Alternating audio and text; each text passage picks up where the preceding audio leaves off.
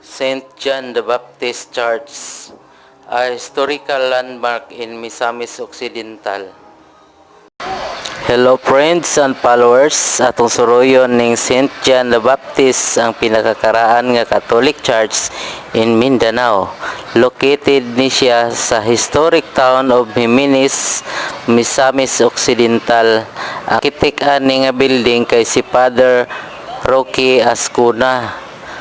Ang groundbreaking ani is 1962, completed in 1980s. 18 years jud ni siya bago nahuman.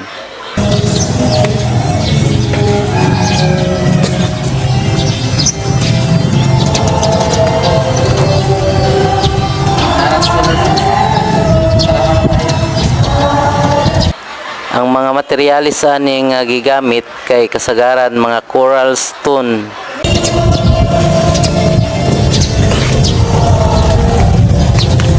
Mao ni siya ay portal, gi-close nga portal.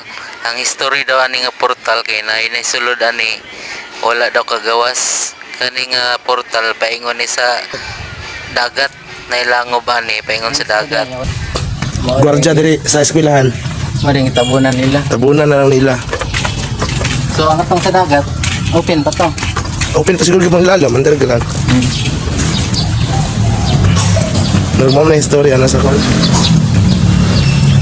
Jesus na daw sa lungsod sa Bethlehem. Pag-abot na mo diri sa kuan guys.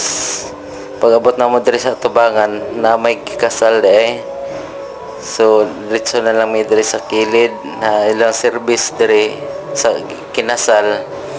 O diri na lang mi sa kilid nagpadayon sa mong video. O padayon pud mo sa pag tanaw sa akong video guys. Please like and share.